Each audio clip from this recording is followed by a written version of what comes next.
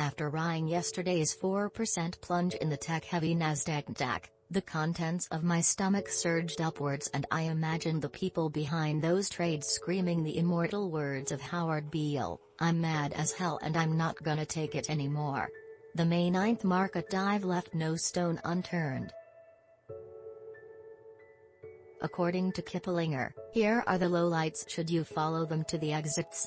If history is any guide, you should either do nothing or continue to make monthly investments in a low-fee stock index fund. Nevertheless, the 28% dive in the NASDAQ since it peaked last November is painful and is likely to get worse as most listed technology companies report disappointing growth for the next several quarters. To explain why I think the best strategy is to stay the course, let's examine these questions. One investing story is that stocks forecast the economy. I do not really buy that notion, especially since with a record 41.9% of household wealth coming from stocks, according to CNBC, it is more accurate to say that the distinction between the stock market and the economy is blurring. Nevertheless, if the stock market is forecasting the economy, then a steep recession, strictly speaking 2 consecutive quarters of negative GDP growth, could be imminent.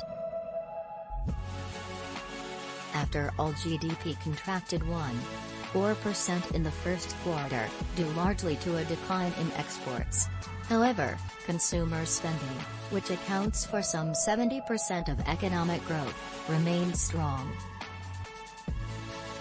It helped that wages went up over 5% and that the unemployment rate was 3.6% in April.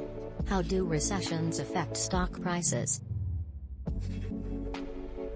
In April, I took a look at recessions over the last 40 years, how much they drove down stock prices, and how many months it took for the market to get back to where it was before.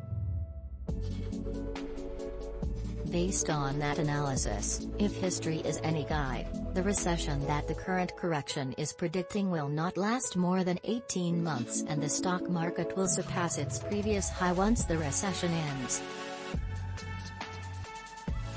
In recessions since 1980, it has taken the S&P 500 anywhere between 7 and 76 months to surpass the pre-recession high. How so?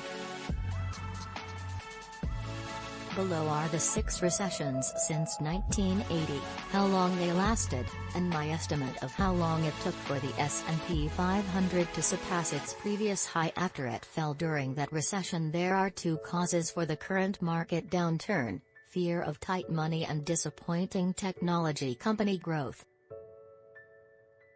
To paraphrase Mark Twain, history does not repeat itself, but sometimes it rhymes.